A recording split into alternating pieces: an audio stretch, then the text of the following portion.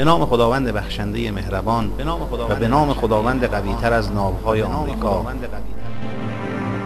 به نام خداوند قوی‌تر از مجموع دو ابرقدرت. ما می‌خواهیم مستقل باشیم، از استقلال خود خوشحالیم و تمام عواقب آن را تحمل می‌کنیم.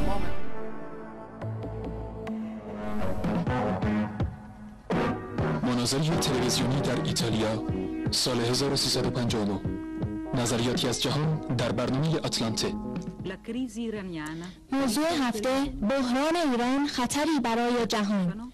شرکت کنندگان: از ایران حسن قدیری از روزنامه جمهوری اسلامی، از آمریکا فلامینی از هفته‌نامه تایمز، از عراق آساهرت از روزنامه الجمهوریه، از ایتالیا پیرو بنتازو از روزنامه لا رپوبلیکا، از شبکه 2 تلویزیون ایتالیا تیتو کورتزه.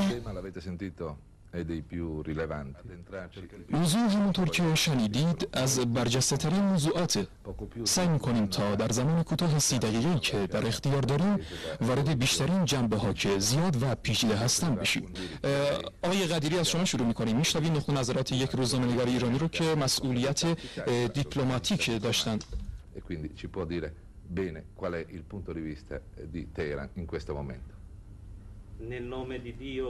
به نام خداوند بخشنده مهربان، به نام خداوند قوی‌تر از همه ناوگان امریکا. من قبل از هر چیز میگم که با عنوان برنامه شما موافق نیستم.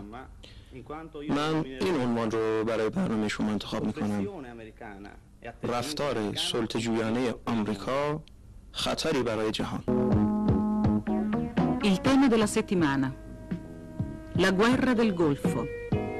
Partecipano l'iraniano Hassan Gadiri dell'agenzia Pars, l'iracheno Faiz Atait del quotidiano Al Jamouria, l'americano Roland Flamini del settimanale Time, l'italiano Franco Ferrari del TG2.